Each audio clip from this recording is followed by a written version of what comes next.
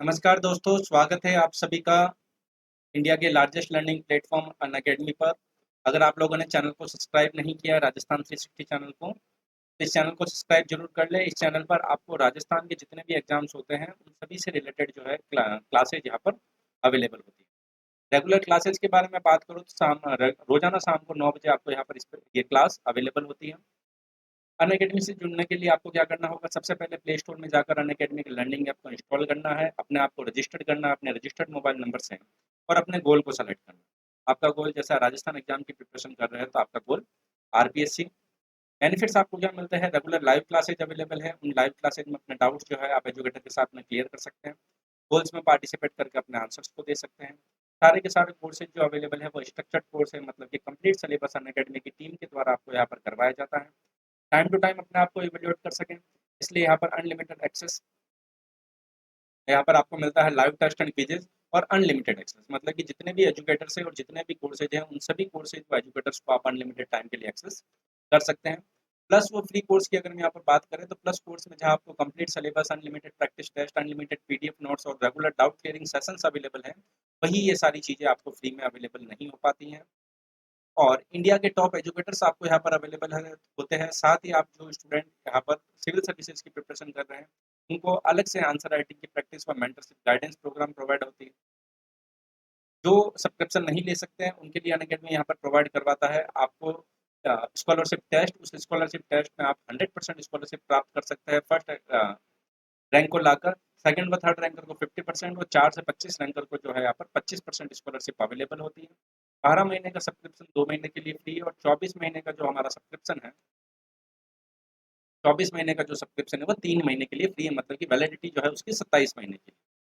आप यहाँ पर टेस्ट सीरीज का शेड्यूल देख सकते हैं, उसको जरूर ज्वाइन कीजिए जिस भी एग्जाम की आप प्रिपरेशन करना चाह रहे हैं। और साथ ही अगर मैं यहाँ पर बात करें तो कुछ न्यू बैचेज हैं जो स्टार्ट हुए हैं, उन बैचेज को भी आप ज्वाइन कीजिए। और जो स्टूडेंट यूपी, एमपी, बिहार व राजस्थान इनकी अगर कंप्लीट प्रिपरेशन एक साथ में करना चाहते हैं तो वो 10 डिस्काउंट कोड के साथ में 1130 प्रति माह, 10 रेफरल कोड के साथ में 1130 प्रति माह इस कोर्स को ज्वाइन कर सकते हैं। और जो स्टूडेंट सिर्फ राजस्थान एग्जाम्स की प्रिपरेशन करना चाहते हैं उनको राजस्थान के जितने भी एग्जाम्स हैं उन सभी का एक्सेस मिलेगा। साथ ही 1 साल का कोर्स जो है हमारा यहाँ पर 7,000 रुपये का है, वो आपको मिलेगा 14 महीने के लिए। और 2 साल का कोर्स जो हमारा 8,400 रुपये का है वो आपको अवेलेबल होगा 27 महीने के लिए। लेकिन अगर आप उसमें भी 10 रेफरल कोड का उपयोग करेंगे, 7,000 रुपये वाला कोर्स जो है 700 रुपये कम होकर 6,300, और 8,400 रुपये वाला जो कोर्स है वो 840 रुपये कम होकर 7,560 रुपये में आपको ये अवेलेबल होगा। तो 1 साल का कोर्स हमारा मात्र 15 रुपीज़ पर डे और 2 साल का कोर्स जो हमारा 9 रुपये पर डे के हिसाब से आपको अवेलेबल होगा। तो इनको आप जरूर ज्वाइन कीजिए, ये आप लोगों के लिए जो है बेनिफिशियल है। 10 रेफरल कोड के साथ में आप आसान किस्तों में भी इन कोर्स को ज्वाइन कर सकते हैं। पहला प्रश्न हमारा, वन्य जीव अभ्यारण्य के संबंध में कुछ कथन दिए गए हैं, उन कथनों पर विचार करना। कुंभलगढ़ अभ्यारण्य, कुंभलगढ़ वन्य जीव अभ्यारण्य उदयपुर, राजसमंद व पाली जिले में है। फुलवारी की नाल, फुलवारी की नाल हो जाएगा, फुलवारी की नाल वन्य जीव अभ्यारण्य उदयपुर जिले में है। और टाडगढ़ रावली वन्य जीव अभ्यारण्य अजमेर, पाली व राजसमंद में है। और सीता माता वन्य जीव अभ्यारण्य भीलवाड़ा, कोटा जिले में है।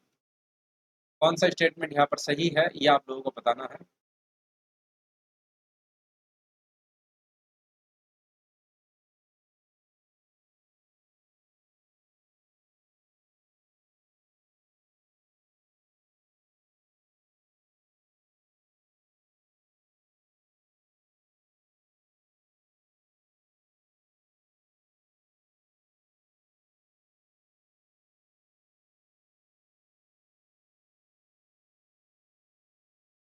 तो यहाँ पर अगर हम बात करें अभ्यारण्य, वन्य जीव अभ्यारण्य के संबंध में कौन सा स्टेटमेंट सही है, सही स्टेटमेंट की बात करें तो यहाँ पर 3 नंबर स्टेटमेंट जो है हमारा यहाँ पर 1, 2 व 3 सही है। 4 नंबर स्टेटमेंट हमारा सही नहीं।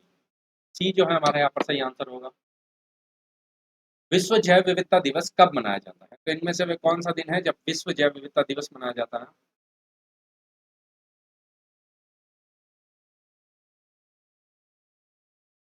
ये आप लोगों को बताना है, विश्व जैव विविधता दिवस कब मनाया जाता है।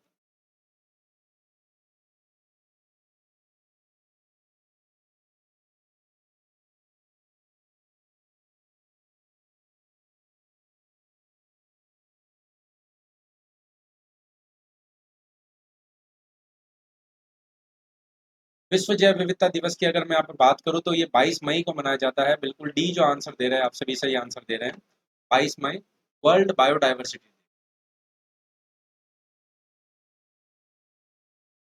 निम्नलिखित कथनों पर विचार करना है आपको, कौन सा स्टेटमेंट यहाँ पर सही है ये आप लोगों को बताना है। पहला, वन भूमि को बांधे रखता है। वन बाढ़ को नियंत्रित कर मिट्टी के कटाव को रोकते हैं। वायु के बहाव को नियंत्रित करते हैं। और वन वायु को प्रदूषित व स्वच्छ रखते हैं, प्रदूषण रहित व स्वच्छ रखते हैं। और वन मानव जीवन के लिए बेहद उपयोगी। कौन सा स्टेटमेंट यहाँ पर सही है ये आप लोगों को बताना है।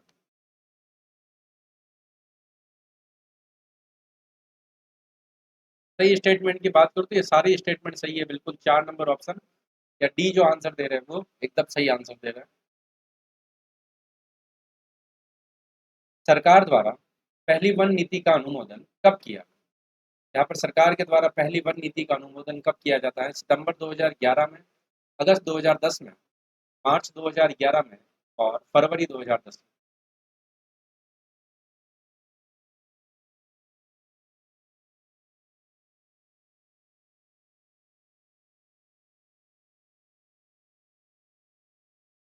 राजस्थान सरकार के द्वारा पहली वन नीति का अनुमोदन कब किया जाता है। तो पहली वन नीति का अनुमोदन यहाँ पर बिल्कुल फरवरी 2010 में, डी जिन्होंने भी आंसर दिया है या 4 नंबर जो आंसर दे रहे हैं बिल्कुल सही आंसर दे रहे हैं। फरवरी 2010 में फर्स्ट पहली वन नीति का अनुमोदन यहाँ पर किया जाता है। राजस्थान में वन मंडलों की संख्या कितनी, कितने वन मंडल हैं हमारे राजस्थान में। 8, 10, 12 और 14। वन मंडल कितने हैं ये आप लोगों को बताना है।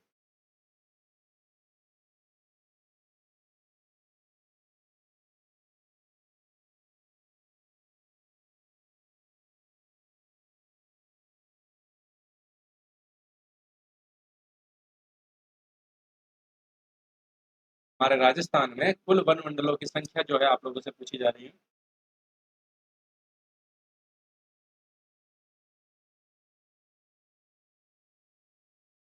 और जो भी यहाँ पर जुड़े हैं आप सभी का स्वागत है, कमेंट सेक्शन में आंसर जरूर दीजिए। वन मंडलों की संख्या की अगर हम यहाँ पर बात करें तो हमारे कुल वन मंडल 12 है। बबूल के वृक्ष किस प्रकार के वन में मिलते हैं, तो इनमें किस प्रकार के वन में हमको बबूल के वृक्ष मिलते हैं। मानसूनी वन, विश्वतीय वन, टैगा वन और मरुस्थलीय वन।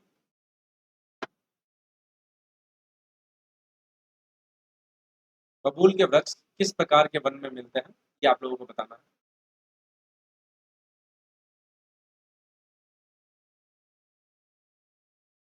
तो यहाँ पर बबूल बिल्कुल पूरा राम जी ने यहाँ पर बताया है मरुस्थलीय वनों में मिलते हैं। बिल्कुल, बाकी जिन्होंने भी डी आंसर यहाँ पर दे रहे हैं मरुस्थलीय वन, ये हमारा एकदम सही आंसर है। राजस्थान में भालुओं का पहला संरक्षित क्षेत्र कौन सा है। राजस्थान में भालुओं का पहला संरक्षित क्षेत्र यहाँ पर सुंदा माता संरक्षित क्षेत्र, शाकंभरी संरक्षित क्षेत्र, गोथेलान संरक्षित क्षेत्र और रोटू संरक्षित क्षेत्र। राजस्थान में भालुओं का पहला संरक्षित क्षेत्र जो है कौन सा है ये आप लोगों को बताना।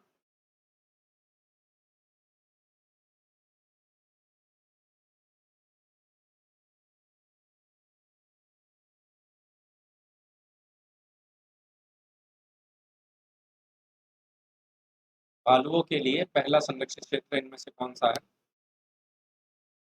भालुओं के लिए पहले संरक्षित क्षेत्र की अगर हम यहाँ पर बात करें तो यहाँ पर सुंदा माता संरक्षित क्षेत्र है। सुंदा माता संरक्षित क्षेत्र जो है जालोर में है और सिरोही में। जमरा जम्बा रामगढ़ अभ्यारण्य राजस्थान के कौन से जिले में, कौन से जिले में जम्बा रामगढ़ है। उदयपुर, जयपुर, झालावाड़ और हनुमानगढ़।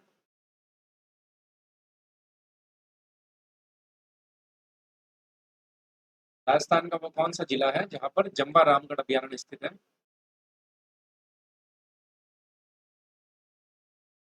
उदयपुर, जयपुर, झालावाड़ और हनुमानगढ़।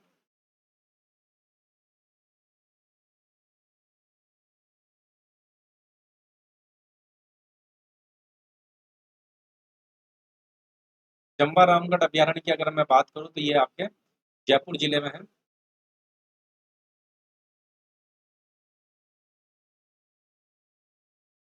रामगढ़ विषधारी वन्य जीव अभ्यारण्य कौन से जिले में? रामगढ़ विषधारी वन्य जीव अभयारण्य जो है कौन से जिले में है, ये आप लोगों को बताना है।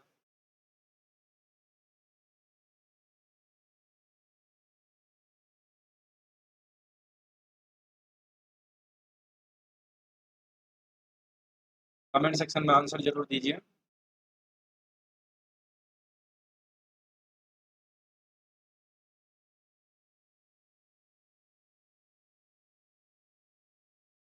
तो रामगढ़ विषधारी अभी आप लोगों को पता होगा हमारे भारत का 52वां टाइगर रिजर्व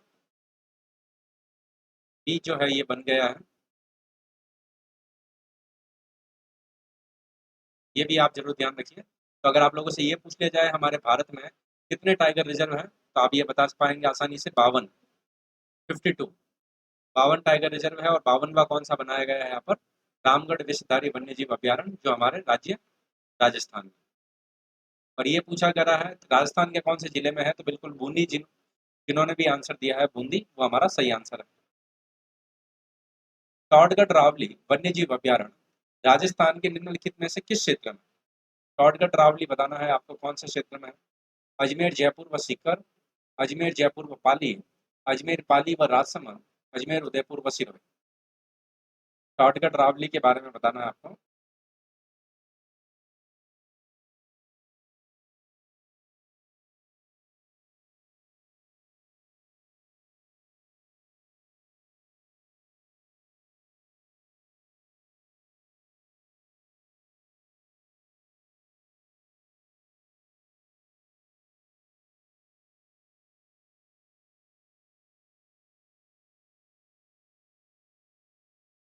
टॉडगढ़ रावली के बारे में पूछा जा रहा है, तो टॉडगढ़ रावली वन्य जीव अभयारण्य की अगर हम बात करें तो ये अजमेर, पाली व राजसमंद, 3 नंबर ऑप्शन जो हमारा यही होगा, अजमेर, पाली,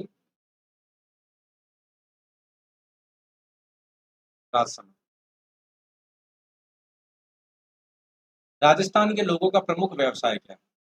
तो राजस्थान के लोगों का प्रमुख व्यवसाय जो है इनमें से क्या है? उद्योग धंधे, कृषि, परिवहन और खनन। आप सभी का स्वागत है जो भी यहाँ पर जुड़े हैं, बहुत बहुत स्वागत आपका। राजस्थान के लोगों का व्यवसाय बताना है आपको, क्या काम करते हैं राजस्थान के?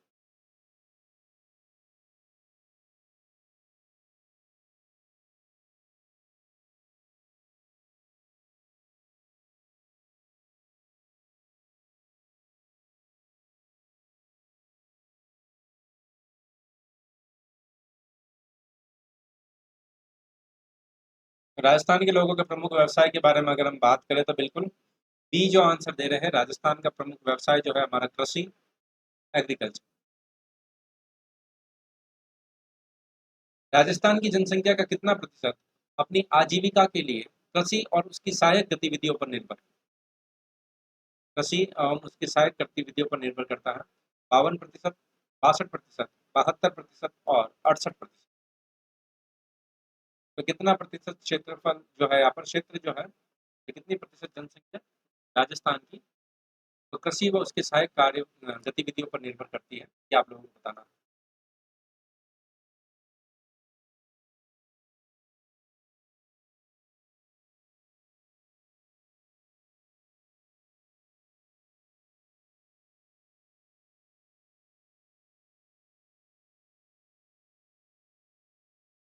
तो यहाँ पर अगर हम बात करें तो 62%, 62% पॉपुलेशन जो है हमारी यहाँ पर कृषि व उससे संबंधित गतिविधियों पर निर्भर है। राजस्थान में मानसून का जुआ कहते हैं, इसे मानसून का जुआ कहते हैं।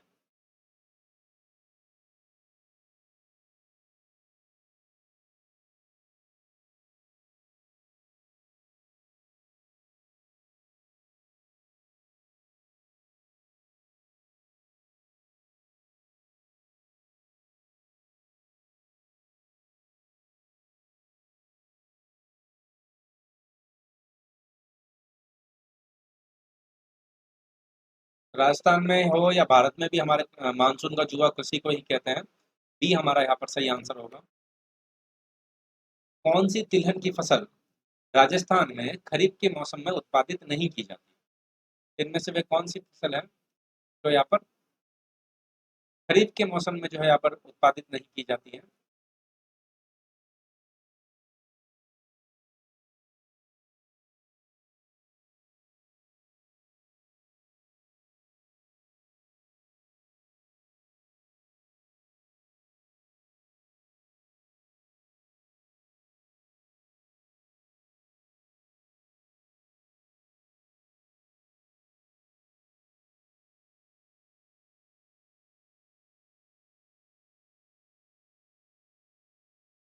तो यहाँ पर प्यासा जो है,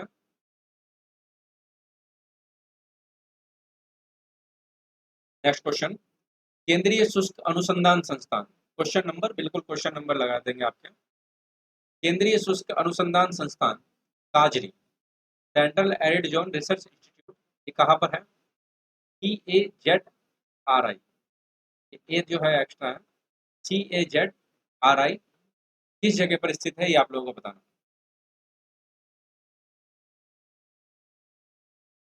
काजरी कहाँ पर है? हमारे राज्य राजस्थान में।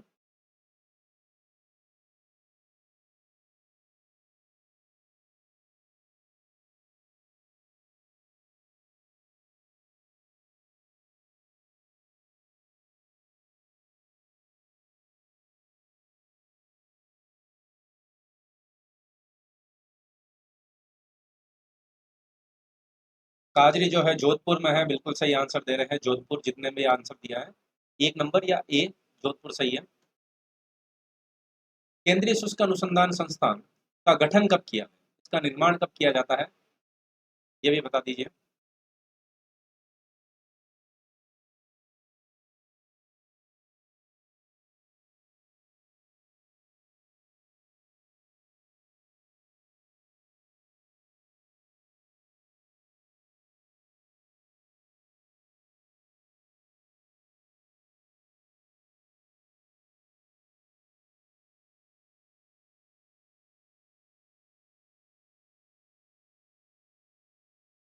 केंद्रीय शुष्क अनुसंधान संस्थान जोधपुर में, इसका गठन जो है 1959 में।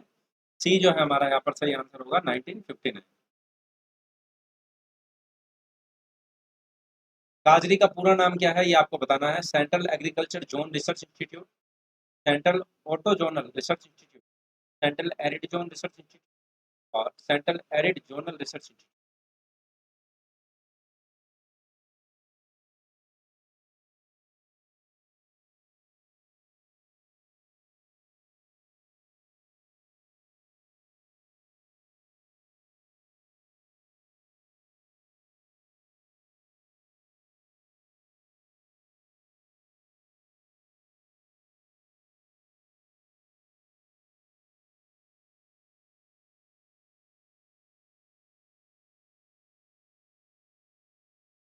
तो काजरी का फुल फॉर्म जो है यहाँ पर, हमारे यहाँ पर central arid zone research institute.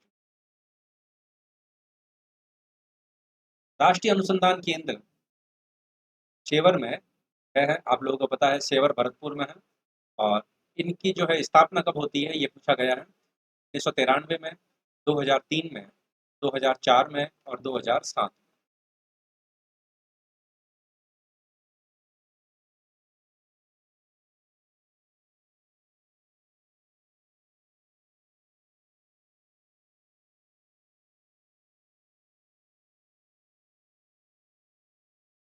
राष्ट्रीय अनुसंधान केंद्र, राष्ट्रीय सरसों अनुसंधान केंद्र।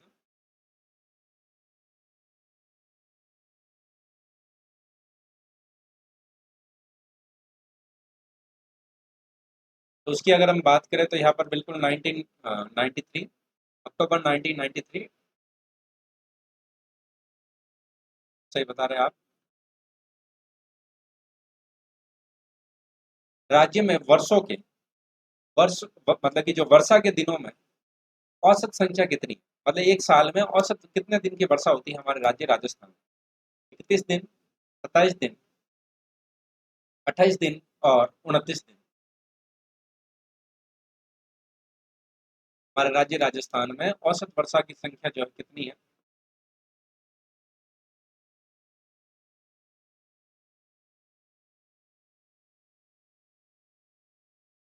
वह है हमारा यहाँ पर 29 दिन जो है हमारा औसत वर्षा की संख्या है।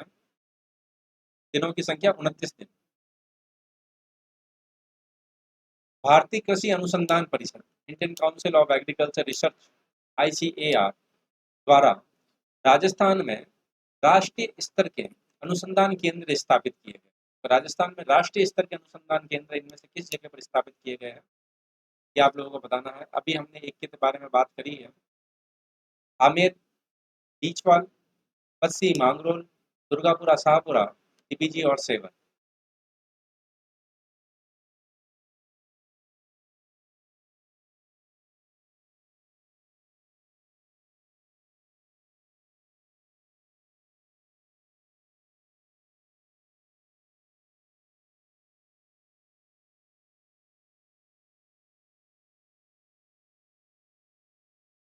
भारतीय कृषि अनुसंधान परिषद के द्वारा राजस्थान में राष्ट्रीय स्तर के अनुसंधान केंद्र कहाँ पर स्थापित किए? राष्ट्रीय स्तर के अनुसंधान केंद्र की अगर मैं यहाँ पर बात करें तो एक तो टीबीजी अजमेर में, और एक अभी हमने पढ़ा, जैसे मैंने आपको हिंट ही दे दिया था, सेवर भरतपुर में सरसों के लिए। राष्ट्रीय बीजीय मसाला अनुसंधान केंद्र कहाँ पर? टीबीजी अजमेर, तिजारा अलवर, केशवराय पाटन बूंदी, और जालरा पाटन झालावाड़।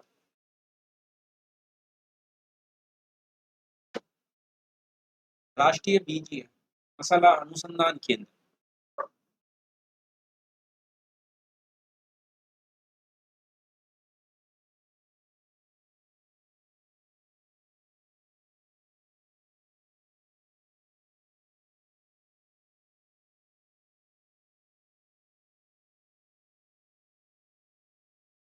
राष्ट्रीय बीजीय मसाला अनुसंधान केंद्र कहाँ पर है? तो ये एक अगर हम बात करें, तभी हमने बात करी टीबीजी में है।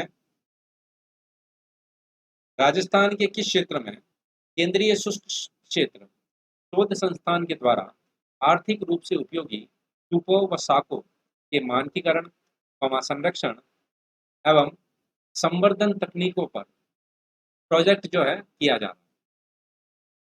प्रोजेक्ट इनमें से किस क्षेत्र में किया जा रहा है? केंद्रीय शोध संस्थान के द्वारा भरतपुर क्षेत्र में, जैसलमेर क्षेत्र में, कोटा क्षेत्र में और उदयपुर क्षेत्र में। क्वेश्चन अभी काफी होंगे हमारे, तो आप कंटिन्यू बने रहे क्लास में।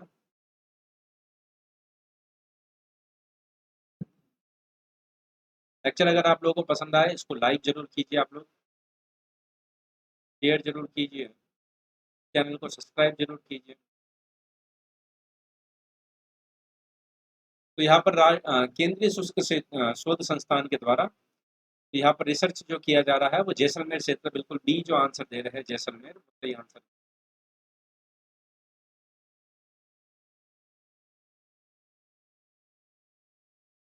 राजस्थान के उद्यान कृषि विभाग ने जहाँ कृषि पारिस्थितिकी पर्यटन एवं अंतरराष्ट्रीय पुष्प अनुसंधान केंद्र विकसित करने की योजना बनाई, वह कहा?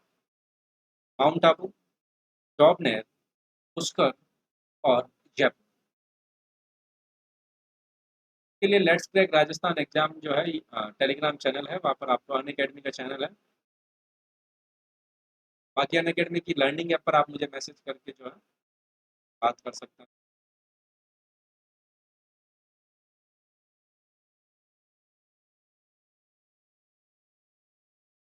ये एक टेलीग्राम चैनल है, अनअकैडमी का ही है। सारे एजुकेटर्स के लेक्चर्स इसमें आपको मिल जाएंगे, और पीडीएफ जो है जो जो इसमें सेंड करते हैं वो मिल जाएंगे। तो इसकी अगर हम यहाँ पर बात करें तो ये है हमारा यहाँ पर पुष्कर।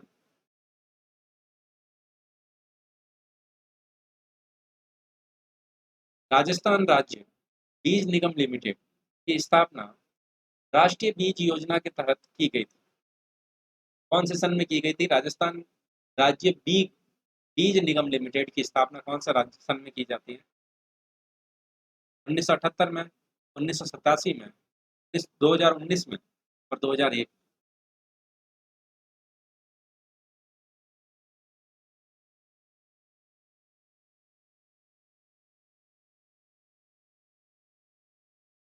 राजस्थान राज्य बीज निगम लिमिटेड की स्थापना राष्ट्रीय बीज परियोजना के अंतर्गत की जाती है। कब की जाती है ये आप लोगों को बताना है। तो ये कब की जाती है? ये की जाती है 1978। राजस्थान राज्य बीज निगम लिमिटेड।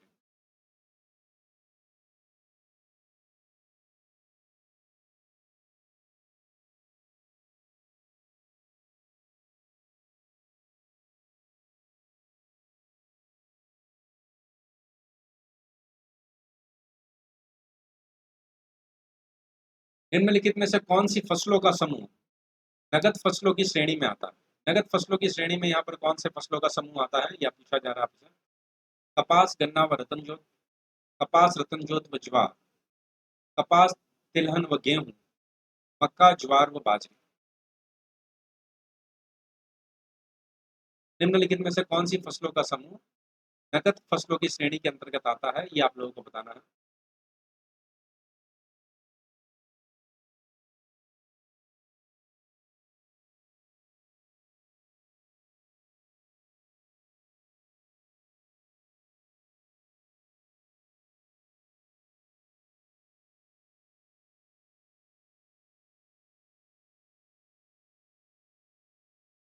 तो कौन सी फसलों का समूह? तो बिल्कुल ए जो आंसर दे रहे हैं कपास, गन्ना व रतन ज्योति। ए जो है थोड़ा यहाँ पर बीच में आ गया। बाकी ए पर जो थे हमारे कपास, गन्ना और रतन ज्योति। राजस्थान में वालरा कृषि का एक प्रकार, राजस्थान में जो वालरा है कौन सी कृषि का एक प्रकार है? स्थानांतरित कृषि, शुष्क कृषि, आर्द्र शुष्क कृषि और पर्वतीय कृषि। आर्द्र शुष्क कृषि और पर्वतीय कृषि। वालरा क्या है ये आप लोगों को बताना है।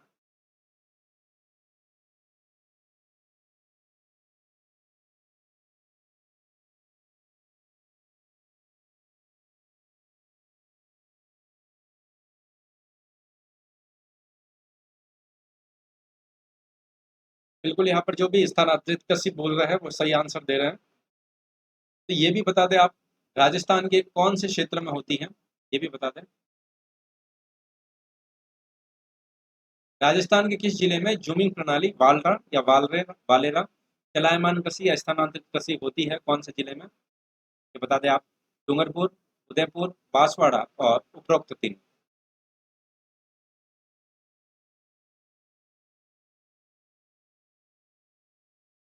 तो राजस्थान में जो वालरा कृषि होती है वो कौन से जिलों में होती है, ये भी बता दें आप लोग।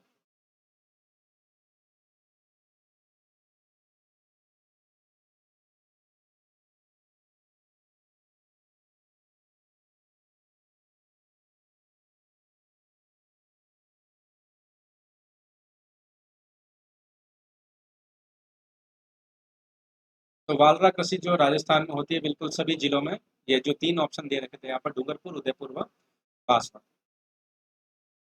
राजस्थान के जो है दक्षिणी क्षेत्र में होती है। स्थानांतरित कृषि को राजस्थान में किस नाम से जानते हैं?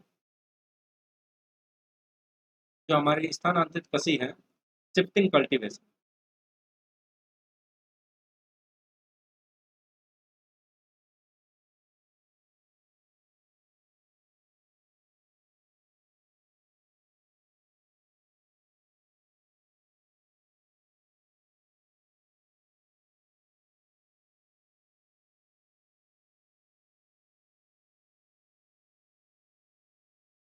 स्थानांतरित कृषि को हम राजस्थान में किस नाम से जानते हैं? तो स्थानांतरित कृषि को हम वालरा के नाम से जानते हैं, बिल्कुल वालरा। और अभी हमने बात कर ली दक्षिण पूर्वी पहाड़ी क्षेत्रों में जो होने वाली कृषि है वो हमारी वालरा ही है। इसी कृषि को हम स्लैश व बर्न के नाम से भी जानते हैं, काटो और जलाओ, स्लैश एंड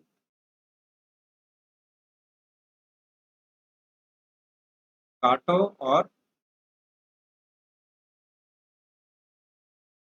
जलाओ, ये भी आप जरूर ध्यान रखिए। ये कृषि भी जो है हमारी क्या है, वालरा। राजस्थान में वालरा बोला जाता है स्थानीय भाषा में। सही शब्द जो है स्थानांतरित कृषि।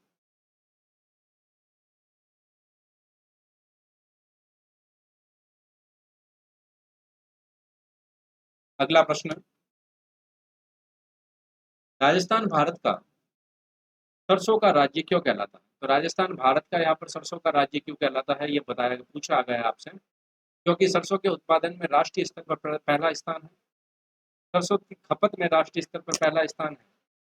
सरसों का फूल राजस्थान का राजकीय पुष्प है। क्योंकि राजस्थान में खाना पकाने हेतु सरसों के तेल का ही प्रयोग किया जाता है, केवल सरसों के तेल का ही प्रयोग। तो राजस्थान जो है भारत का सरसों का राज्य क्यों कहलाता है, ये आप लोगों को बताना है।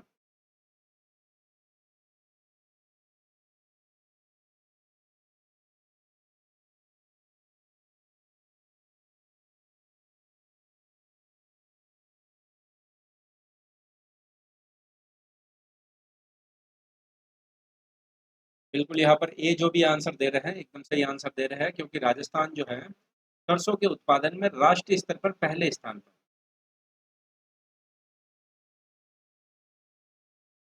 निम्नलिखित नदियों में से राजस्थान में कौन सी नदी रुंडित सरिता के नाम से जानी जाती है? वाकल, खारी, बाणगंगा और कोठारी। निम्नलिखित नदियों में से राजस्थान में कौन सी नदी रुंडित सरिता के नाम से जानी जाती है, ये आप लोगों को।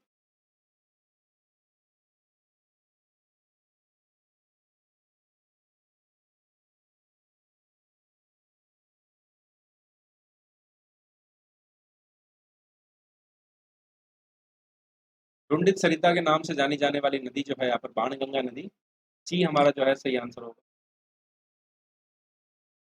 वह नदी जो राजस्थान में दक्षिण से प्रवेश करने के उपरांत पश्चिम की ओर मुड़ जाती है और पुणे जो है दक्षिण की ओर मुड़ जाती है।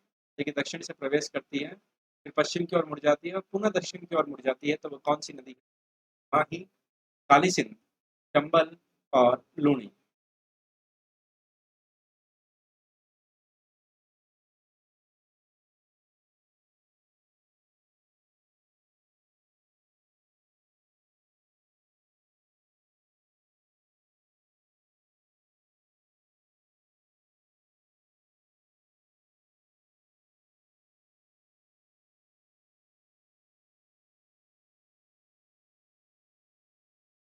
वह कौन सी नदी है इनमें से? तो वह माही नदी है। बिल्कुल ये जो आंसर दे रहे हैं और माही जो जिन्होंने भी आंसर दिया है, सभी सही आंसर दे रहे हैं। इजरायल की पहाड़ियों से निकलने वाली खारी नदी निम्नलिखित में से किस अपवाह तंत्र का भाग है? तो खारी जो है यहाँ पर कौन से अपवाह तंत्र का भाग है? अरब सागर, अनिश्चित, बंगाल की खाड़ी और आंतरिक अपवाह। इजरायल की पहाड़ियों से निकलने वाली खारी नदी जो है कौन से अपवाह तंत्र का भाग है, ये आप लोगों से पूछा जा रहा है।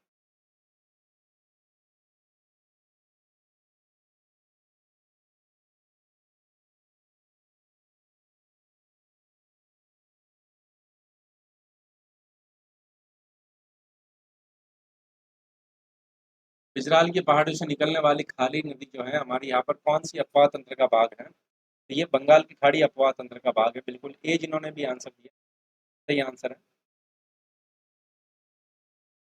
राजस्थान का सर्वाधिक गर्म जिला, इनमें से वे कौन सा जिला है जो सबसे अधिक गर्म है? बीकानेर, नागौर, चूरू और जोधपुर।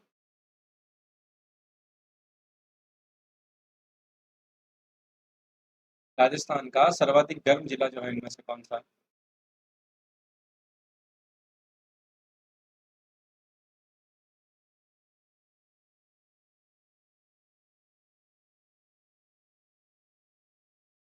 सबसे अधिक गर्म जिला इनकी अगर हम बात करें, बिल्कुल चूरू है।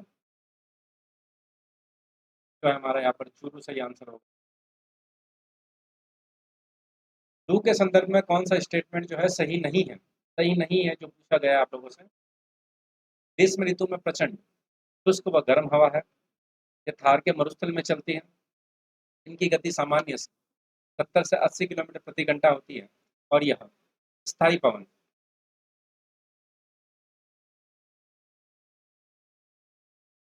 लू के संदर्भ में जो है आप लोगों से पूछा गया है।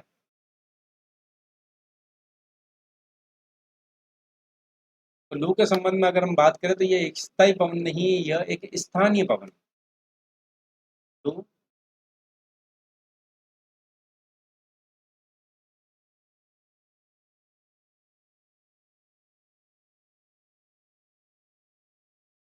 लू एक स्थानीय पवन। राजस्थान में कौन सी जलवायु नहीं पाई जाती? तो इनमें से वे कौन सी प्रकार की जलवायु हमारे राजस्थान में नहीं पाई जाती? ध्रुवीय, अर्ध शुष्क, शुष्क और आर्द्र।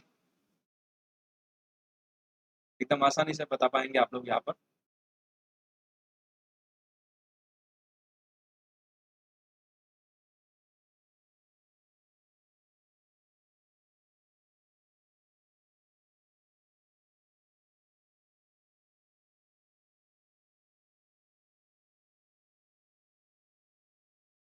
तो कौन सी जलवायु नहीं मिलती?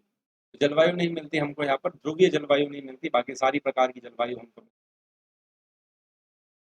कोपेन जलवायु कोपेन ने जो जलवायु प्रदेश का वर्गीकरण किया उसका आधार क्या था? वायुदाब, वर्षा, धरातल और वनस्पति। कोपेन ने जो जलवायु का वर्गीकरण किया वो किसके आधार पर किया, ये आप लोगों को बताना। वायुदाब के आधार पर, वर्षा के आधार पर, धरातल के आधार पर और वनस्पति के आधार पर।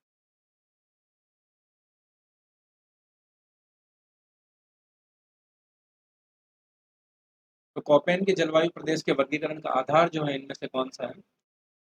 तो उसकी अगर हम बात करें तो डी जो आंसर दे रहा है वनस्पति। वनस्पति के आधार पर उसने जलवायु का वर्गीकरण किया था। कौन सी फसलें हैं खरीफ की फसल, इनमें से खरीफ की फसल कौन कौन सी है ये बताना। चावल, गेहूं, बाजरा और चना।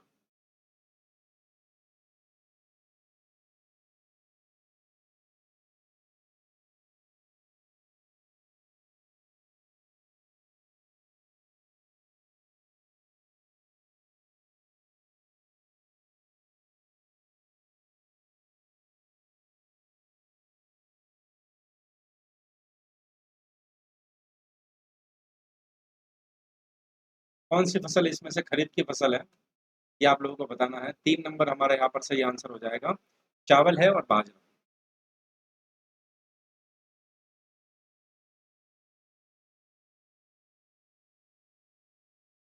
राजस्थान में राई सरसों के सबसे बड़े उत्पादक, राई सरसों के सबसे बड़े उत्पादक जो है कौन से जिले हैं?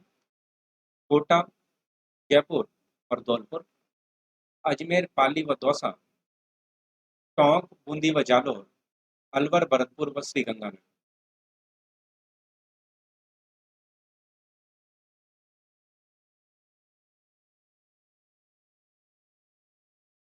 राजस्थान में सरसों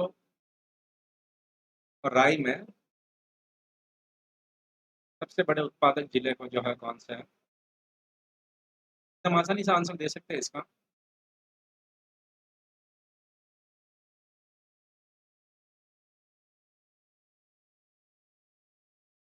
यहाँ पर अगर हम बात करें तो बिल्कुल अलवर, भरतपुर व श्रीगंगानगर जिन्होंने भी आंसर दिया है पर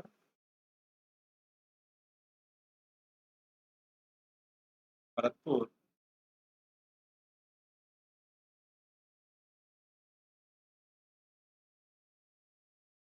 और श्रीगंगानगर।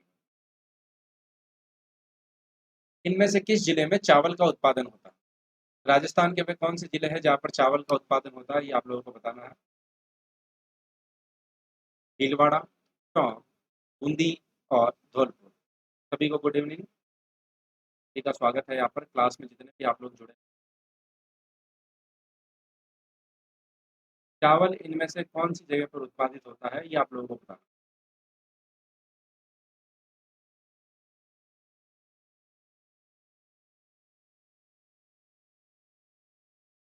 चावल की अगर मैं बात करूँ तो चावल जो है यहाँ पर बिल्कुल बूंदी में उत्पादित होता है। 3 नंबर ऑप्शन जो है वो सही है। कांगेर घाटी नेशनल पार्क कौन से राज्य में? कांगेर घाटी राष्ट्रीय उद्यान किस राज्य में स्थित है? छत्तीसगढ़, झारखंड, उड़ीसा और पश्चिम बंगाल।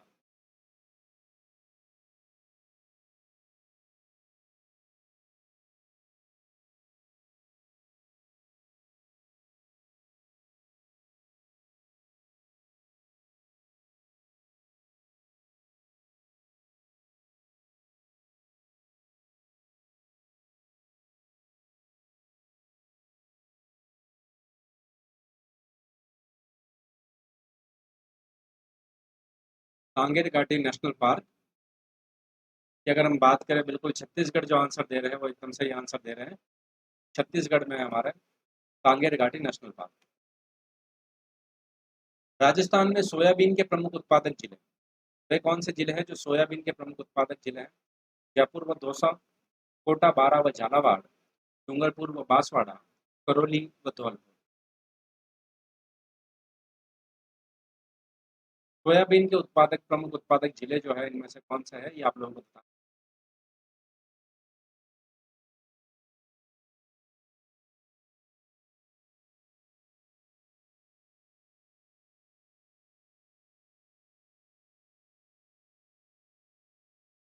कौन कौन सी जगह ऐसे हैं, कौन सी जिले ऐसे हैं जहाँ पर सोयाबीन होते हैं हमारे राजस्थान में?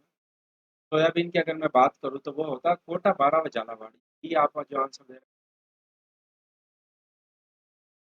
कोटा, बारां और झालावाड़। इन्होंने भी बी या 2 नंबर आंसर दिया है, बिल्कुल वो एकदम सही आंसर दे रहे हैं। राजस्थान में संतरा उत्पादन के लिए छोटा नागपुर के नाम से जाने जाने वाला कौन सा जिला है? कोटा, झालावाड़, चित्तौड़गढ़ व जयपुर।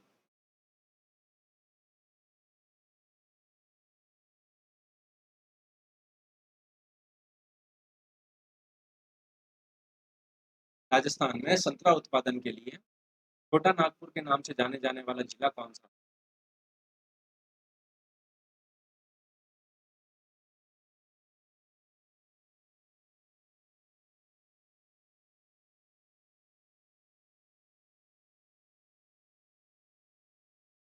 तो 2 नंबर जो है हमारा यहाँ पर झालावाड़, छोटा नागपुर के नाम से जाना जाने वाला जिला झालावाड़। भारत का कौन सी खाद्यान्न फसल के उत्पादन में, सॉरी, राजस्थान का कौन सी खाद्यान्न फसल के उत्पादन में भारत में पहला स्थान? मक्का, जौ, ज्वार और बाजरा।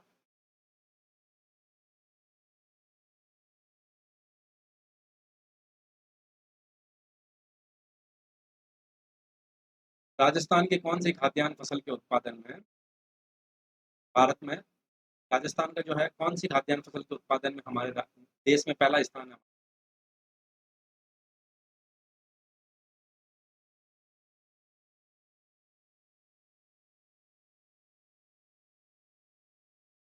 तो यहाँ पर कौन सी खाद्यान्न फसल के उत्पादन में पहला स्थान है? तो उसकी अगर हम बात करें तो बाजरा,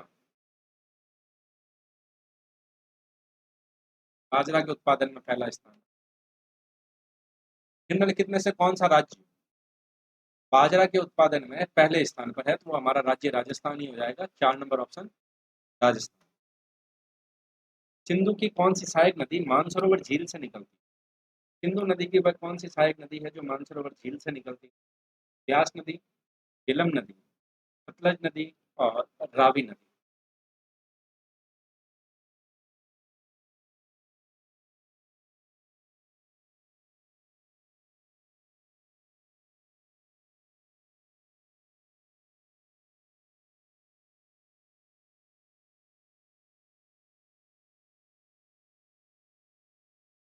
तो सिंधु नदी की कौन सी ऐसी नदी है जो सहायक नदी मानसरोवर झील से निकलती है?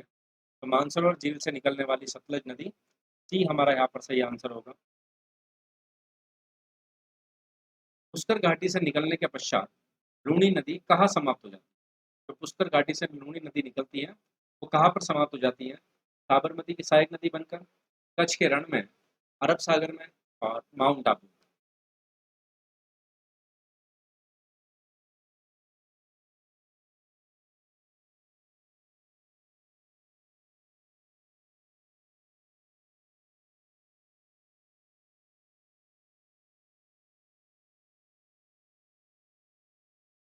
पुष्कर घाटी से निकलने के पश्चात लूनी नदी जो है कहाँ समाप्त हो जाती है?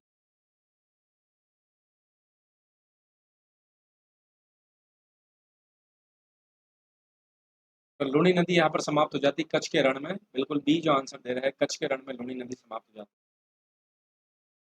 राजस्थान के किस शहर में कृषि विश्वविद्यालय स्थित है? वह कौन सा शहर है राजस्थान का हमारा? जयपुर, जयपुर, बीकानेर और टोंक।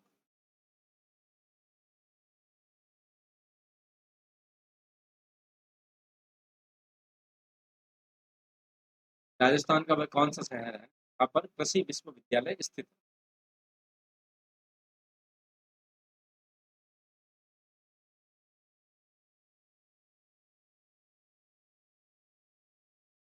तो यहाँ पर बिल्कुल सी जो है हमारा यहाँ पर सही आंसर होगा, बीकानेर।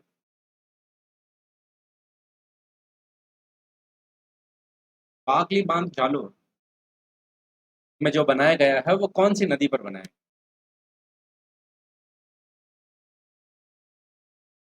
बाकली बांध जो है जालोर का, वो इनमें से कौन सी नदी पर बनाया गया है?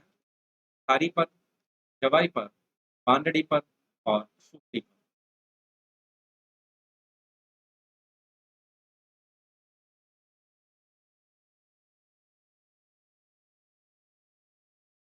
लेक्चर अगर आप लोगों को पसंद आए तो इसको लाइक जरूर कीजिए, अधिक से अधिक जो है शेयर जरूर कीजिए। बाकी बांध जालोर सुपड़ी नदी पर, बिल्कुल डी हमारा सही आंसर हो जाएगा। उदयपुर राज परिवार के राजमहल किस जिले में? राजमहल जो है उदयपुर का कौन से झील के किनारे पर है? देवर झील या जैसमंद झील, फतेह सागर झील, उदय सागर झील और पिछोला झील।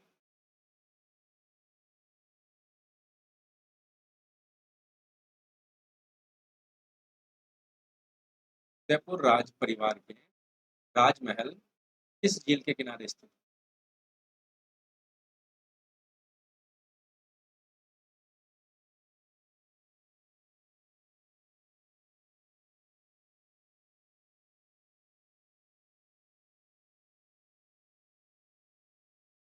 तो उदयपुर राज परिवार के राजमहल कौन सी झील के किनारे पर स्थित है?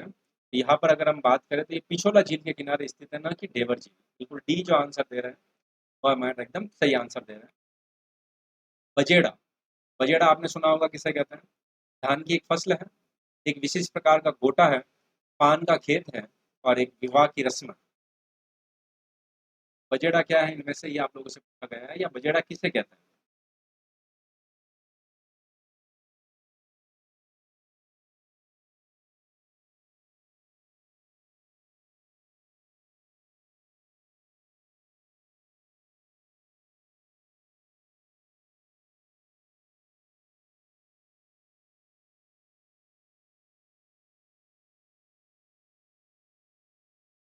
बजेड़ा जो है इनमें से किसे कहते हैं? एक प्रकार का पान का खेत है। बिल्कुल सी, या 3 नंबर आंसर जो दे रहे हैं बिल्कुल सही आंसर दे रहे हैं। किस फसल की खेती के लिए 15 से 24 डिग्री सेंटीग्रेड जो है यहाँ पर तापमान और 100 से 200 सेंटीमीटर वर्षा की आवश्यकता होती है? यहाँ पर कौन सी फसल है जिसके लिए 15 से 24 डिग्री सेल्सियस तापमान और 100 से 200 सेंटीमीटर वार्षिक वर्षा की आवश्यकता होती है? कपास, गन्ना, चना और बाजरा।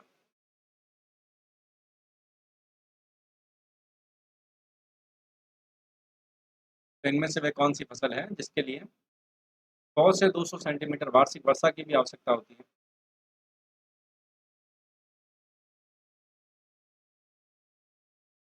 तो इसकी अगर हम यहाँ पर बात करें तो ये बिल्कुल गन्ना होगा हमारे यहाँ पर, बिल्कुल बी जिन्होंने भी आंसर दे रहे हैं गन्ना।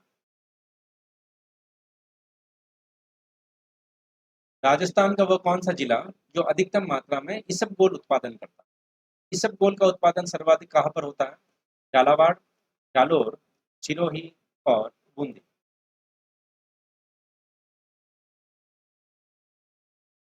इसबगोल का उत्पादन सर्वाधिक मात्रा में किस जगह पर?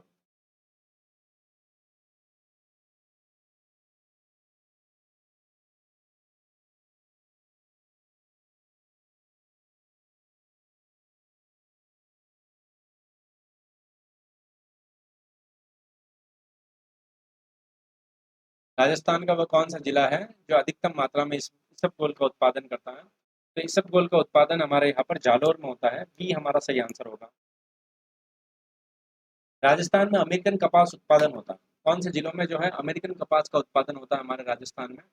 कोटा, बूंदी व बारां में, झालावाड़, अजमेर व सिरोही में, राजसमंद, उदयपुर व चित्तौड़गढ़ में, अजमेरगढ़, श्री गंगानगर व बांसवाड़ा।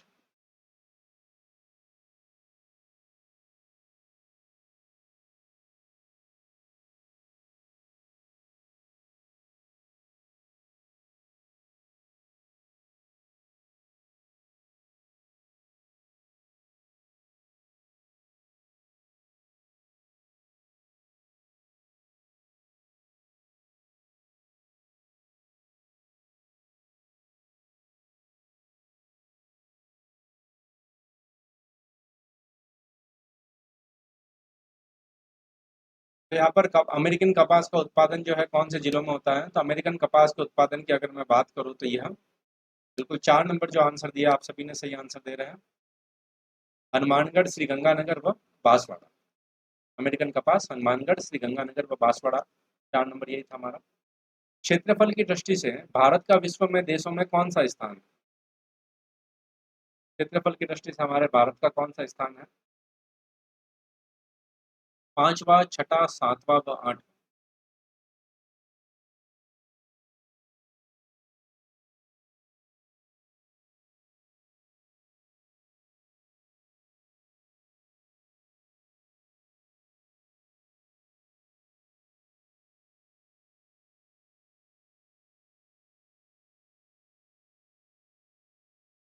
क्षेत्रफल की दृष्टि से भारत का विश्व के देशों में कौन सा स्थान है? क्षेत्रफल की दृष्टि से अगर मैं बात करूँ तो सातवां स्थान है हमारे भारत का। कुछ स्टेटमेंट दिए गए हैं, उनके कुछ कूट दिए गए हैं, उनका आपको चयन करना है। भारत विश्व का पांचवा सबसे बड़ा देश है, अभी हमने बात करी इसी के बारे में। यह स्थल मंडल के कुल क्षेत्रफल का लगभग 2.4% भाग जो है अधिकृत किए हुए हैं। समूचा भारत उष्ण कटिबंध में स्थित है। 82.5 डिग्री पूर्वी देशांतर का उपयोग भारतीय मानक समय को निर्धारित करने के लिए किया। कौन कौन से स्टेटमेंट सही है ये आप लोगों को बताना है।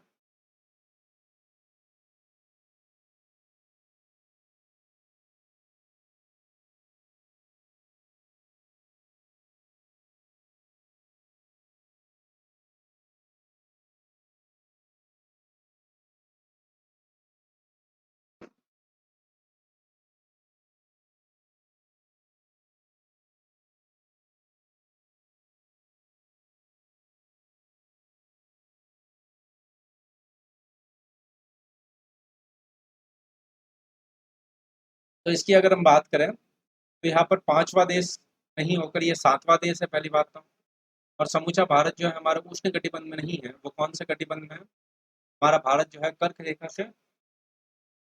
रेखा गुजरती है, तो कर्क रेखा के दक्षिण का भाग जो है हमारा उष्ण कटिबंध, और कर्क रेखा के उत्तर का भाग जो है हमारा यहाँ पर शीतोष्ण कटिबंध में आता है। संपूर्ण भारत का क्षेत्र जो हमारा उष्ण कटिबंध में नहीं होगा। 2 और 4 जो है हमारा यहाँ पर सही होगा। डी जो आप आंसर दे रहे हैं वो हमारा सही आंसर है। कर्क रेखा भारत के कितने राज्यों से होकर गुजरती है? कितने भारतीय प्रदेशों से होकर कर्क रेखा गुजरती है? 6, 7, 8 व 9?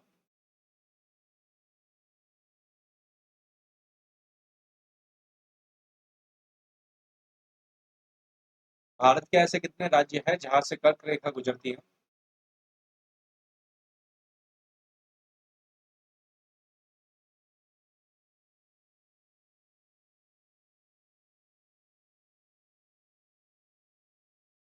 भारत के ऐसे कितने प्रदेश है जहां से कर्क रेखा गुजरती है? तो कर्क रेखा हमारे भारत के 8 राज्यों से गुजरती है।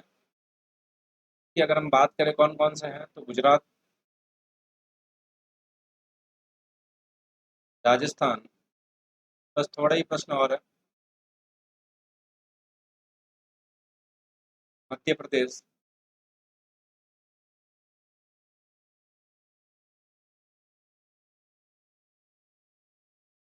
छत्तीसगढ़,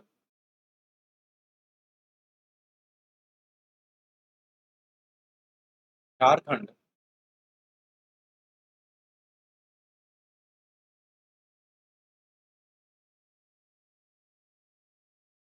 पश्चिम बंगाल,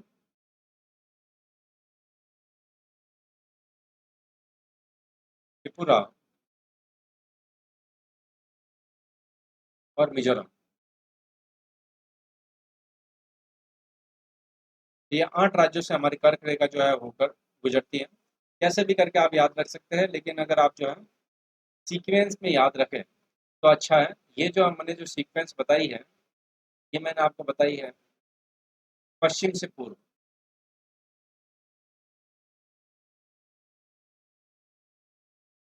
ये हमारा सही आंसर होगा। डी जो है हमारा यहाँ पर सही आंसर। ठीक है, उसके अलावा भी काफी ट्रिक्स है, जैसे कि मित्र पर गमछा जा, आपने बताई। उसके अलावा भी जो ट्रिक है, मित्र पर गमछा जा, बीजाराम छतरी पंगु, बीजाराम छतरी पंगु। ये 8 राज्य हो गए। मित्र पर गमछा जार में भी 8 राज्य हो जाएंगे आपके। तो ये आप देख सकते हैं, झार से है झारखंड। भारतीय मानक समय याम्योत्तर जो है कौन से राज्य से नहीं गुजरती? छत्तीसगढ़, आंध्र प्रदेश, महाराष्ट्र और उत्तर प्रदेश। भारतीय याम्योत्तर जो है, जिसे हम भारतीय मानक समय रेखा,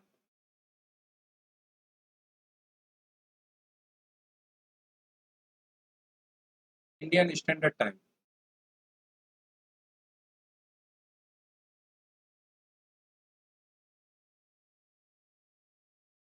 तो भारतीय मानक समय, भारतीय याम्योत्तर जो है अपन नहीं गुजरता, तो वो महाराष्ट्र से नहीं गुजरता। उत्तर से दक्षिण की ओर की अगर मैं बात करूँ तो यूपी, एमपी, छत्तीसगढ़, उड़ीसा और आंध्र प्रदेश।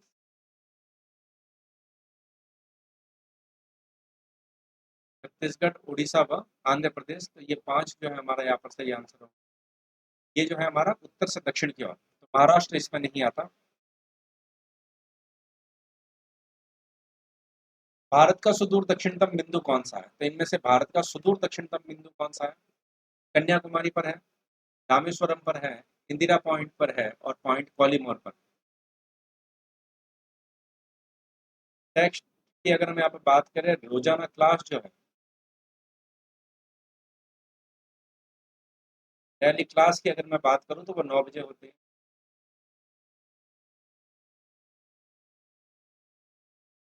सुदूर दक्षिणतम बिंदु की अगर मैं बात करूँ तो भैया आपका जो है इंदिरा पॉइंट, बिल्कुल सी, इंदिरा पॉइंट।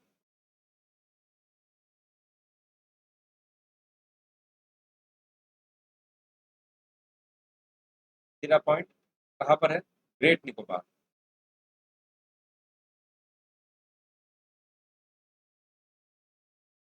निम्नलिखित कथनों पर विचार कीजिए। असम, भूटान व बांग्लादेश की सीमा से लगा हुआ है। असम, भूटान तथा असम व भूटान जो है बांग्लादेश की सीमा से लगा हुआ है। पश्चिम बंगाल, भूटान व नेपाल की सीमा से लगा हुआ है। मिजोरम, बांग्लादेश व म्यांमार की सीमा से लगा हुआ है। उपरोक्त में से कौन सा स्टेटमेंट जो है सही है? राजस्थान ही होगा मोस्टली तो।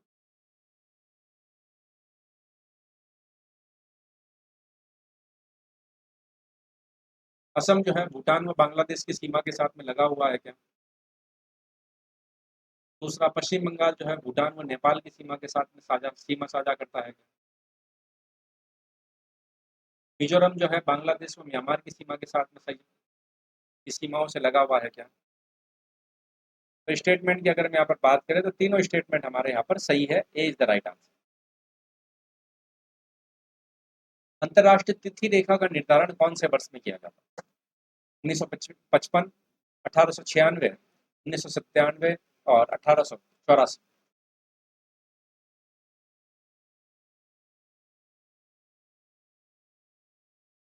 अंतरराष्ट्रीय तिथि रेखा का निर्धारण इनमें से कौन से वर्ष में किया जाता है, ये आप लोगों को बताना। तिथि रेखा के बारे में पूछा जा रहा है आप लोगों को, पहली चीज तो यहाँ पर यह है। तो तिथि रेखा यहाँ पर निर्धारित की जाती है 1884 में। डी हमारा यहाँ पर सही आंसर होगा। तो देखिए ये तो है आपका तिथि रेखा।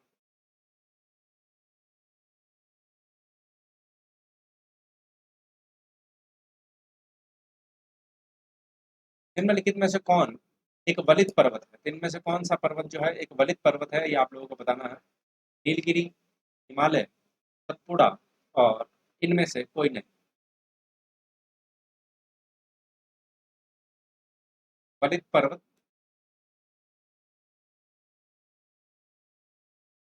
जो वलन से उत्पन्न होता है, जब दोनों साइड से प्रेशर बनेगा तो यहाँ पर जो बीच वाला जो भाग है वो कुछ इस प्रकार से हो जाएगा। बचपन में जो इस प्रकार के पर्वत बनाते थे, तो इस प्रकार की जो पर्वत आपको दिखाई देता है, ये वलित पर्वत है, बिल्कुल फोल्डेड माउंटेन है। हिमालय जो है हमारे यहाँ पर फोल्डेड माउंटेन का एग्जाम्पल है और सबसे नवीन वलित पर्वत है। और सबसे प्राचीन वलित पर्वत की बात करें तो ये भी हमारे राजस्थान में ही अवस्थित है। सबसे प्राचीन वह है अरावली। पठारी क्षेत्रों में विश्व की कितनी प्रतिशत जनसंख्या निवास करती है? संपूर्ण विश्व के बारे में यहाँ पर बात हो रही है।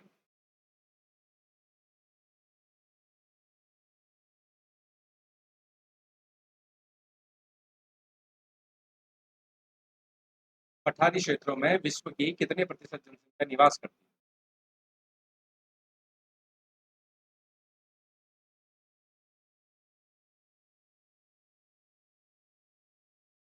पठारी क्षेत्रों में विश्व की जनसंख्या की अगर हम यहाँ पर बात करें तो 9% जनसंख्या यहाँ पर निवास करती है। और देखिए विश्व में आप जहाँ पर भी पठार शब्द आ जाता है तो आप एक चीज दिमाग में रखिएगा कि पठार जो है तो वहाँ पर खनिज संसाधन है।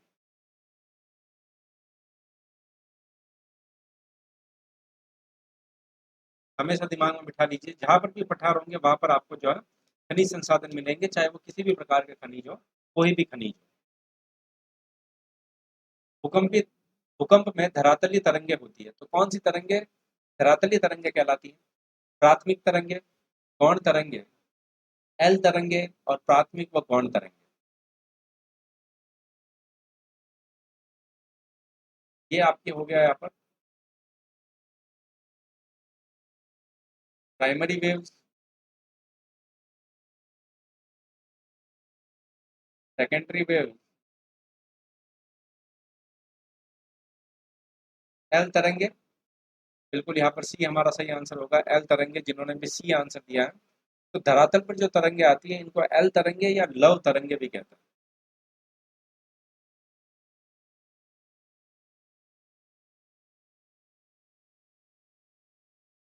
निम्नलिखित में से कौन सा युग्म सही सुमेलित नहीं है? तो इनमें से कौन सा युग्म सही सुमेलित नहीं है, ये आप लोगों को बताना है। बांसवाड़ा 100 द्वीपों का शहर, अजमेर राजस्थान का हृदय, श्रीगंगानगर राजस्थान का नागार और चित्तौड़गढ़ राजस्थान का जिब्राल्टर।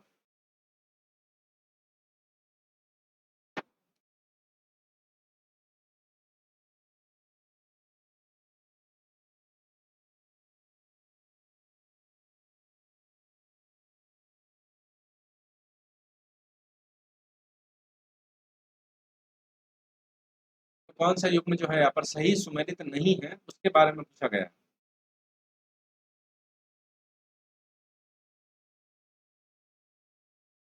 बिल्कुल यहाँ पर चित्तौड़गढ़ की अगर हम बात करें तो वो राजस्थान का, जिब्राल्टर ये सही सुमेलित नहीं है। तो जो सही राजस्थान का जिब्राल्टर किसे कहा जाता है, ये आप मुझे जो है कमेंट सेक्शन में लिख के जरूर बताएं। निम्नलिखित में से किस राज्य की सीमा बांग्लादेश से नहीं मिलती?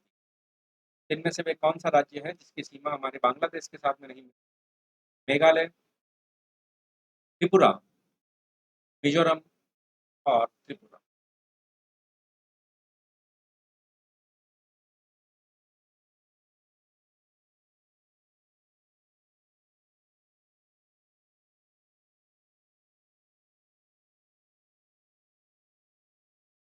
बांग्लादेश के साथ में सीमा नहीं मिलती, ये आप लोगों को बताना है।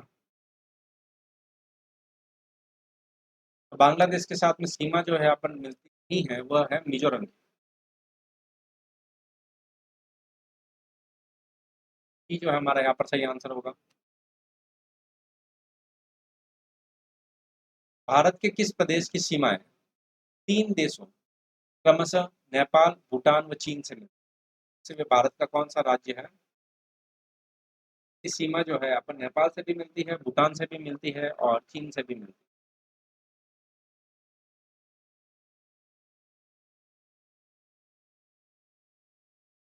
तो नेपाल, भूटान व चीन से मिलने वाली हमारा जो है कौन सा राज्य है, ये आप लोगों से पूछा जा रहा है।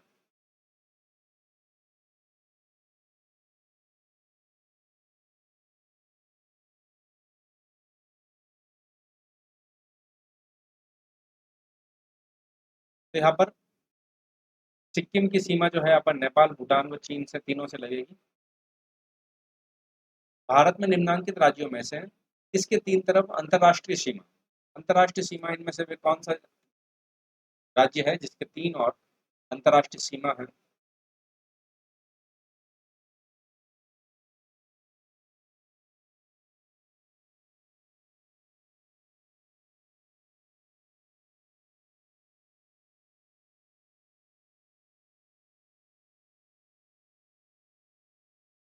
निम्नांकित राज्यों में से अगर हम बात करें तो त्रिपुरा जो है हमारा तीन और बांग्लादेश के साथ मिला।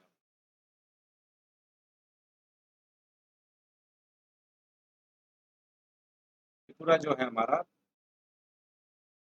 तीन और से।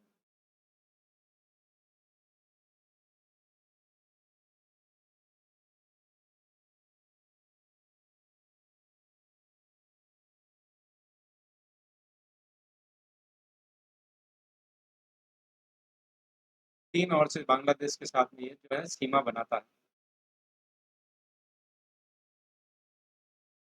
नेपाल पड़ोसी भारतीय राज्यों का युग्म कौन सा?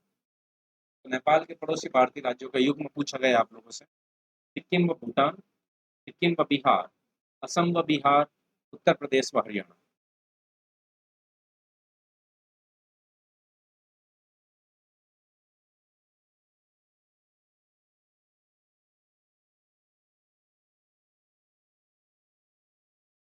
नॉर्थ ईस्ट के स्टेट्स के बारे में बता देता हूँ आपको।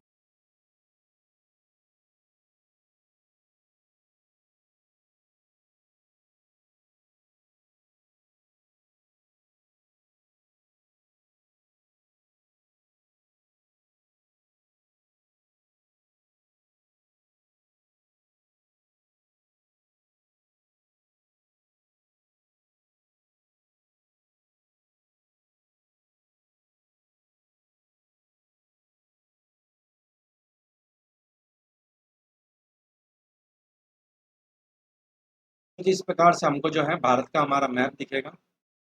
नॉर्थ ईस्ट में जो है हमारे यहाँ पर 7 सिस्टर्स हैं। 7 सिस्टर्स में अगर मैं बात करूँ, तो यहाँ पर सबसे नीचे जो दक्षिण में हमको जो मिलता है, वह राज्य है मिजोरम। मिजोरम के उत्तर में मणिपुर, मणिपुर के उत्तर में आपको मिलेगा नागालैंड, और ये आपको मिलेगा अरुणाचल प्रदेश।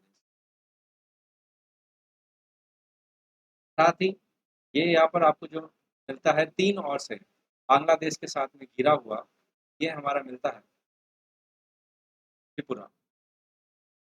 तो आप यहाँ पर देख सकते हैं 5 स्टेट तो मैंने आपको बता दिया। यहाँ पर एक इस प्रकार की आकृति का हमारा एक राज्य है। राज्य को हम मेघालय के नाम से जानते हैं। और एक जो है हमारा इस प्रकार की आकृति का राज्य है, जिसे हम असम के नाम से जानते हैं। तो आप यहाँ पर देख सकते हैं, तो ये हमारे नॉर्थ ईस्ट के जो है 7 राज्य। और अभी हमारा जो प्रश्न था, नेपाल के साथ में पड़ोसी राज्यों के युग्म के बारे में यहाँ पर पूछा जा रहा है। तो नेपाल के साथ में यहाँ पर सिक्किम भी है और बिहार भी है। ये आप लोगों को पता होगा, नेपाल है। और सिक्किम की अगर मैं बात करूँ,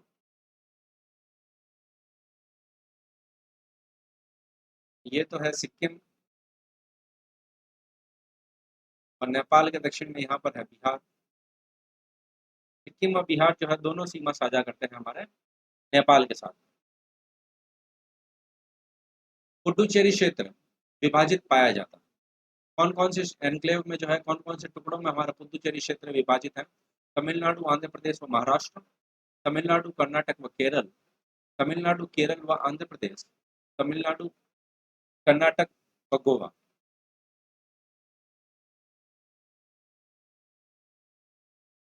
पुडुचेरी क्षेत्र जो है विभाजित पाया जाता है कौन कौन सी राज्यों में, ये आप लोगों को बताना।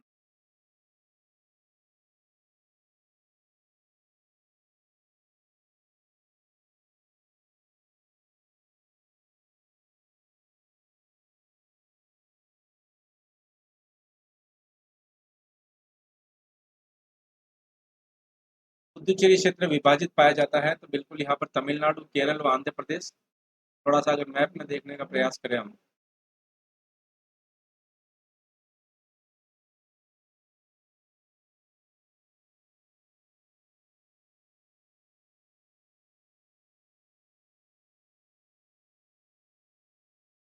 तो देखिए यहाँ पर अगर मैं बात करूँ तो आपको पता होगा आंध्र प्रदेश हमारा राज्य।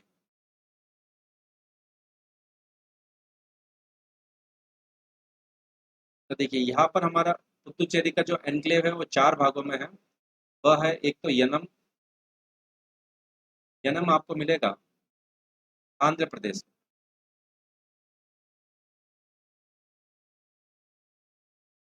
यनम के बाद में आपको मिलेगा पुडुचेरी।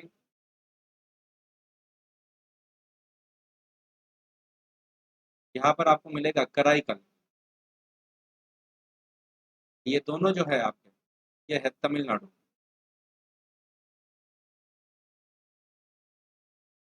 इधर आपको मिलेगा माहे, केरल में। तो ये आप जरूर ध्यान रखिए। बिल्कुल, यहाँ पर आप सही आंसर दे रहे हैं। जी, जिन्होंने भी आंसर दिया सभी सही आंसर दिया। कौन सा राज्य उत्तरी पूर्वी सात बहनों का भाग नहीं है? तो इनमें से वह कौन सा राज्य है जो उत्तरी पूर्वी सात बहनों का भाग्य नहीं है, भाग नहीं है, सॉरी। मेघालय, पश्चिम बंगाल, अरुणाचल प्रदेश और त्रिपुरा।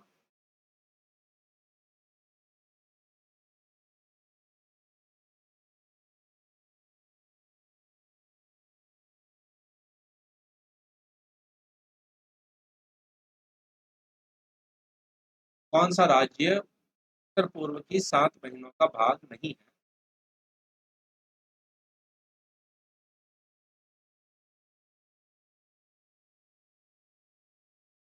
उत्तर पूर्व की सात बहनों का भाग जो है हमारा यहाँ पर पश्चिम बंगाल नहीं है। देखिए, मेघालय आपका हो गया एक, अरुणाचल प्रदेश, त्रिपुरा, मिजोरम,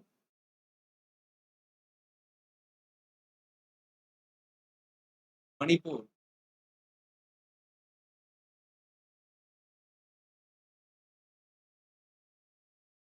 असम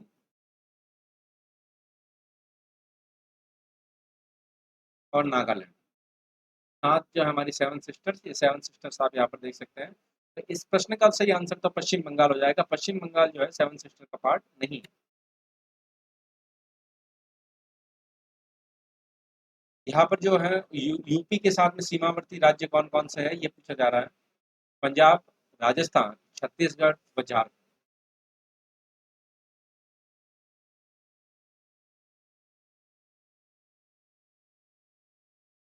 कौन जो है यहाँ पर यूपी के साथ सीमावर्ती है?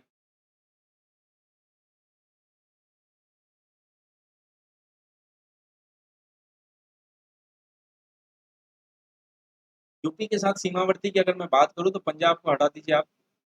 बाकी जो है आपका ऑटोमेटिक आंसर निकल कर आ जाएगा। पंजाब को अगर हम निकाल देते हैं एक नंबर ऑप्शन तो बी हमारा यहाँ पर बचता है, दो तीन व चार। राष्ट्रीय राजधानी क्षेत्र में कौन जो है यहाँ पर सम्मिलित नहीं है? हरियाणा का भाग, पंजाब का भाग, राजस्थान का भाग और यूपी का भाग। एनसीआर, नेशनल कैपिटल रीजन, राष्ट्रीय राजधानी क्षेत्र।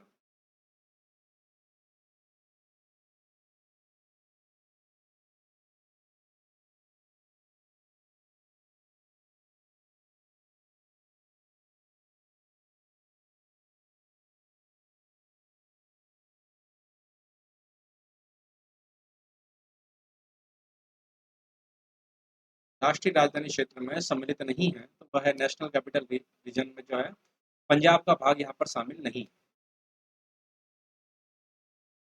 भारत के किस राज्य का समुद्री तट सबसे अधिक लंबा है? कौन सा राज्य है जिसका समुद्री तट सबसे अधिक लंबा है?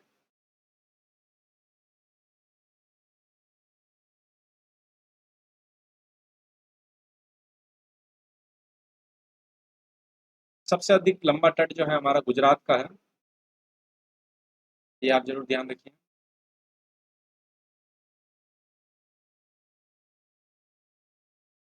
कर्क रेखा निम्नलिखित में से किन राज्यों से होकर गुजरती है?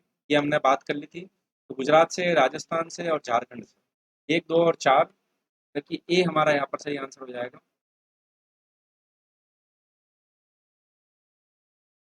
भारत में तटीय राज्यों की संख्या कितनी है? तो कितने तटीय राज्य हैं हमारे भारत में, ये आप लोगों को बताना है।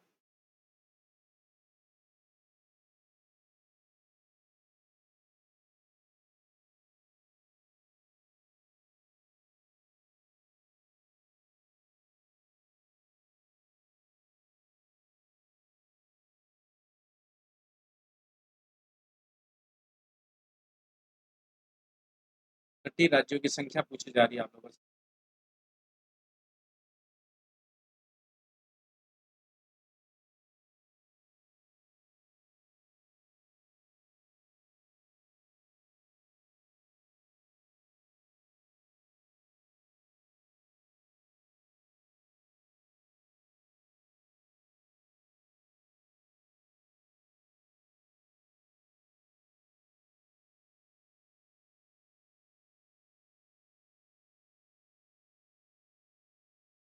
तो हमारे यहाँ पर भारत में 9 तटीय राज्य हैं, तो आप यहाँ पर देख सकते हैं गुजरात, महाराष्ट्र, गोवा, कर्नाटक व केरल, तमिलनाडु, आंध्र प्रदेश, उड़ीसा और पश्चिम बंगाल।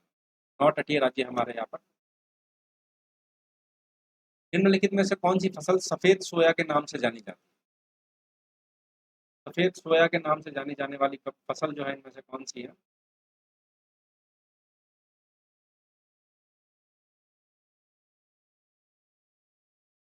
सफेद सोना के नाम से जानी जाने वाली फसल।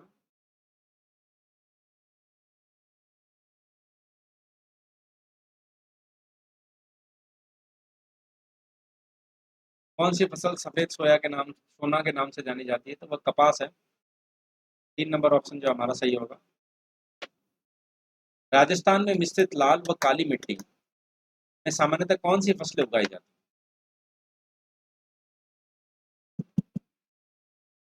राजस्थान में मिश्रित लाल और काली मिट्टी में सामान्यतः कौन सी फसलें उगाई जाती हैं?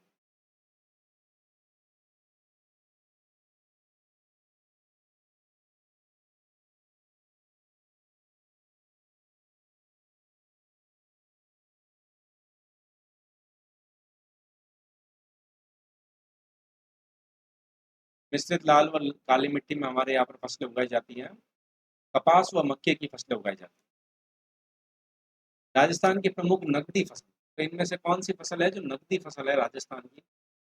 गेहूं, बाजरा, कपास और चावल।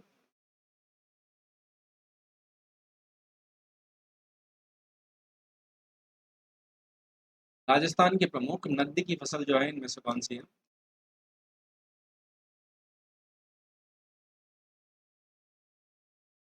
प्रमुख नकदी की फसल की अगर मैं बात करूं तो बिल्कुल सी जो आंसर दे रहा है कपास, वो हमारा सही आंसर होगा। राज्य में प्रमुख चना उत्पादक जिले, राजस्थान के प्रमुख चना उत्पादक जिले जो है इनमें से कौन से हैं? श्री गंगानगर, जयपुर, अजमेर, बीकानेर, हनुमानगढ़ व चूरू। हनुमानगढ़, नागौर व जोधपुर। श्री गंगानगर, हनुमानगढ़ व नागौर।